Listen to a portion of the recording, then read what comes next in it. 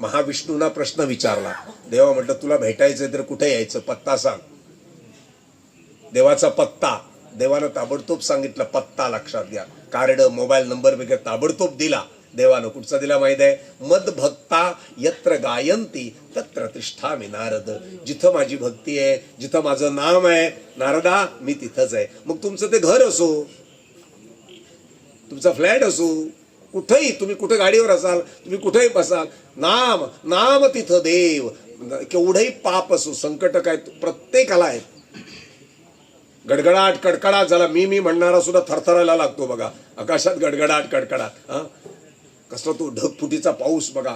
परवा बघा तिकडे उत्तराखंडला अक्षरशः 25-30 मिनिटात सगळं होत्याचं नव्हतं होऊन गेलं. घराची घरं गेली, माणसाची माणसं संपली. काय आयुष्य आहे?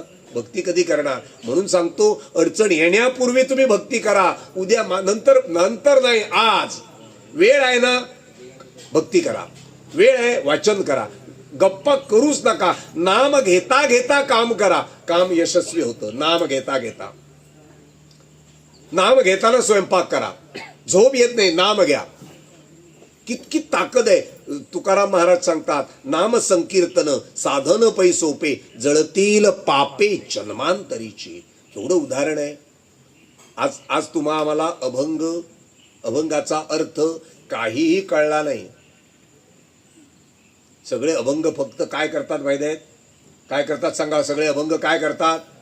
तुमच्या तोंडानं सांगा. सगळे अभंग काय करतात? गातात, फक्त गातात. त्याला त्या अभंगाचा काहीही संबंध नाही, त्याचा अर्थाचा काही संबंध नाही, त्या संतांचा काही संबंध नाही, संतांच्या भक्तीचा काही संबंध नाही. संत आणि विठ्ठल एकच होते याचाही संबंध नाही. मी अभंग गाणार, मी पैसे कमवणार, मी स्वतःला मोठा म्हणणार, मी पुरस्कार घेणार. याच्यामध्ये त्याला पैसा मिळतो, याच्यामध्ये त्याला पुरस्कार मिळतो, पण त्याच्यावर भगवंताची कृपा होत, सगळ्यांनी सांगा, नाही होणार. कारण देव मूर्ख नाही. संतांनी भक्ती केली. संतांचे अभंग म्हणजे ज्ञानाचे सागर आहेत, सागर. प्रत्येक अभंग आम्हाला काहीतरी शिकवतोय, जगायला शिकवतोय, भक्ती करायला शिकवतोय. लागोन या पाया विनवितो तुम्हाला, करे टाळी बोला मुखी नाम. बोला, करा नाम, घ्या नाम, मुक्त व्हा. अरे रडला म्हणून संकट जातं का?